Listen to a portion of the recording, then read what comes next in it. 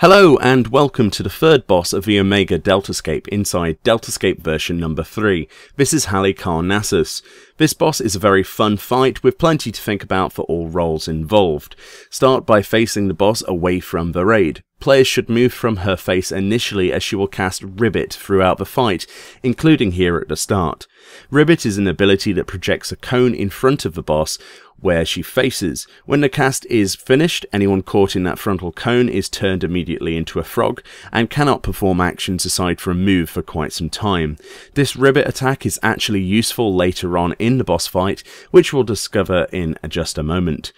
Mindjack is an ability cast on a single player target. This player will have arrows above their head. Everyone will need to stack on this player. The name of the ability the boss will now cast will dictate which way players will be forced to march. It's important you face the same direction as the player targeted, as you will all be forced to march in the same direction.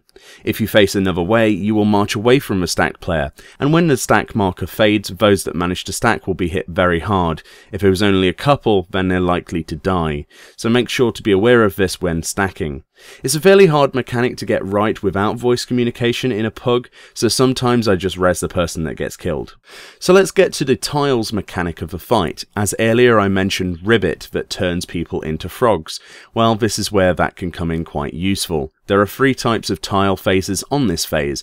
Roll tiles, which show up a healer icon, 2 damage icons and a tank icon, which mean you need to be in the square for your roll or she will do damage to you. The second type of tile is rock and ice, where everyone must be on the blue squares to avoid the spikes that come out of the floor everywhere that isn't blue. And finally frog tiles, where you must be in frog form to avoid damage from this floor type when it will fade. To do so, you need to look at the boss and be in front of her when she casts Ribbit. Then simply stand in a square with a frog face on it to avoid damage. The next part of the fight is when 4 adds will spawn around the room. You will need to move to the safe zone in between the tiles as soon as you can to avoid large scale damage. The major phase transition in this fight is where the boss disappears and an ethereal tear opens up on the platform. This black gateway will take you to a maze. The pattern the sand flows on these tiles is the direction the tile will take you.